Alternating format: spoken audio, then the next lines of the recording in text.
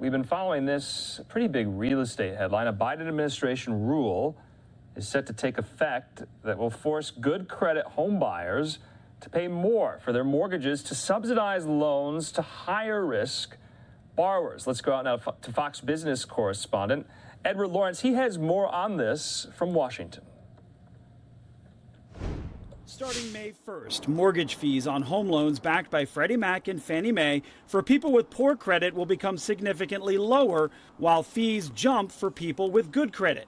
The former CEO of the Mortgage Bankers Association says this essentially subsidizes those with risky credit. It's a bad policy step. It lacks integrity, and that's not how we should be making housing policy right now. It should not include tinkering by a regulator for their own social or political purposes at a time like this. For example, a person with a 620 FICO score and a down payment of 5% gets a 1 3/4 fee discount on a 30-year mortgage. But those with a score of 740 or above with 15 to 20% down will see an increase of 75% in fees from the current level.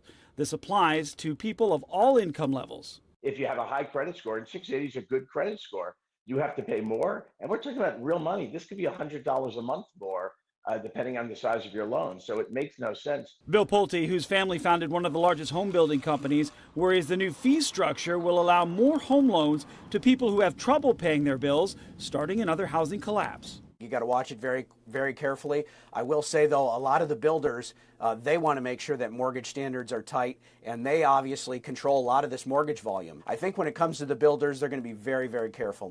A White House spokesperson telling Fox that this will promote first-time home ownership, adding this will help people that were locked out of buying a home because of fees to achieve their dream. At the White House, Edward Lawrence, Fox Business. Edward, thanks so much. Back out live to the White House. All right, my colleague here at Live Now, Lexi Petrovich, spoke with a real estate expert about what this all means even further. This rule that will make borrowing for a home more expensive for those with high credit scores to subsidize loans to higher risk borrowers. Let's listen. Now to the latest from the real estate market. After nearly a year of high housing prices and high interest rates, a new federal rule might have you paying more for your mortgage. For more on this, we're being joined now by New York real estate expert Kirsten Jordan. Kirsten, thanks for joining us. Let's just start by having you explain what a loan level price adjustment means. So there are a lot of different factors that mortgage agents or the mortgage agencies take into account when they're deciding all of the fees that you pay for your mortgage in addition to your mortgage rate. The mortgage fees that were for people who are borrowing with credit scores less than 690, 680, and 660 have traditionally been higher fees. For somebody who is borrowing and has a mortgage rate that's like 660 or below, that has a credit score that's 660 or below, they usually pay a fee that's kind of a penalty of about 2.5% of the entire loan. And now the fees will be adjusted to, I believe it's going to be about, I think it's like 1.75 or 1.5% depending. And so what's going to happen is people are going to pay less penalty fees due to having these low credit scores, and the people who are going to be paying higher fees will be the borrowers that are higher credit score borrowers that are also buying. Where they're going to get hit the most is going to be the second home market, it's going to be the investment properties, and it's going to be those who are borrowing larger loan amounts, those those bigger mortgages. I'm sure there's a lot of mixed reaction to this. What have you been hearing just to this news recently? Clearly, there are a lot of people who are disappointed about the fact that they've worked all of their lives to have a great credit score, and that was supposed to affect their ability to get a great mortgage rate and get lower fees because they're the best borrowers for banks that are giving out these mortgages, and so there's a lot of kind of pushback on this idea, because if you think about it, these are the borrowers that are supposed to be the most creditworthy, and there's not really a good reason for them to be paying more money. However, the subsidizing or the highest penalty fees or rates that those borrowers are going to experience that have high credit scores are definitely going to be on those special mortgages that I discussed. So this was first reported by the Washington Times, saying that fees will be added, like you said, to people with higher credit scores. Are there any other parameters that are at play here, though? There's also a lot of, if you look at the law, it's really, there's a lot of different levels. And there was actually a heat map that I had seen where there were so many different pieces, because there's also the loan, the loan value based on the overall value. So the amount, the percentage that you're borrowing of the value of the home, the higher that is, the more the fees are going to be. And then the other part of this is your debt to income ratio. And debt to income ratio is something that is very, very difficult to fully evaluate.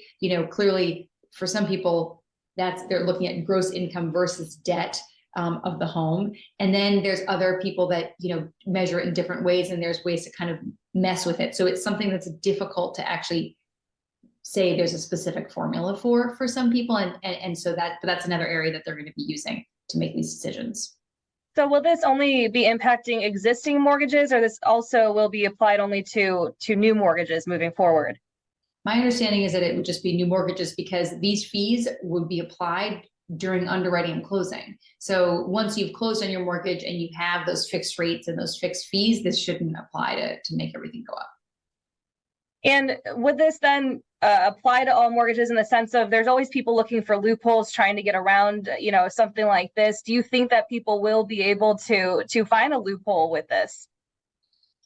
The truth is credit scores in general are quite an esoteric way of measuring people's creditworthiness. As you probably know, you can have a $5, bill that you forgot to pay on some sort of service, and it can completely tank your credit score for no reason. If you have like a silly Verizon bill, you forgot to pay it, it can be something that can take your credit score down from 740 to 680 and below very, very quickly. So it also brings under question, like, are credit scores really the best way to evaluate borrowers? And that's why that these, the lending institutions have brought in the debt to income ratio, post-closing liquidity, income. There's just so many other ways to measure someone's creditworthiness. What do you think about the impact that this is going to have on the overall psyche of a home buyer? Do you think it's going to deter or encourage sales?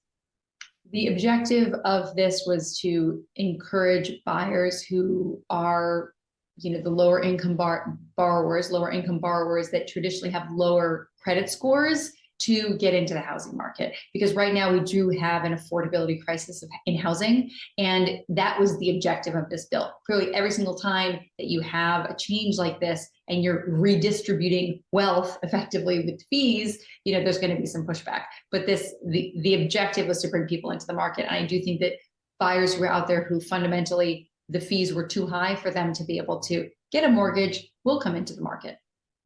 And this is a done deal, right? When will this start taking effect? From what I understand, it's going to be this summer. May is what I'm reading, but it could, as you know, these things can be pushed out a little bit further when you start seeing, if there's any sort of pushback. Yeah, and lastly, Kirsten, you're on the show, $1 Million Listing New York. What type of effect will this have on the luxury market, do you think? The luxury market tends to operate independently right now of the rest of the market. What we're seeing is the luxury market, especially in the neighborhoods where there's a scarcity of inventory, is really, really strong. And we're seeing buyers in that market, especially for larger homes that are in prime neighborhoods, are finding a scarcity of inventory, and they're waiting for the right home to come on the market. And we're seeing this across the country in affluent markets that have traditionally had strong demand. And so we're seeing that still. We are seeing the markets that have been hit the hardest in this last dip in the housing market due to rates start to see a little bit of a pickup again. And I'll be curious to see if this helps pick those markets up as well. All right, Kirsten Jordan joining us here on Live Now from Fox. A lot of great insight and a lot of really important information to get out there to people. Thank you.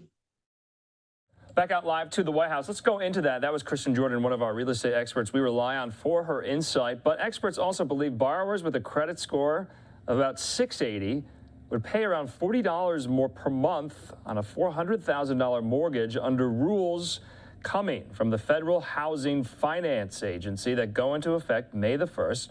Costs that will help subsidize people with lower credit ratings also looking for a mortgage. So this is brewing to be quite controversial there.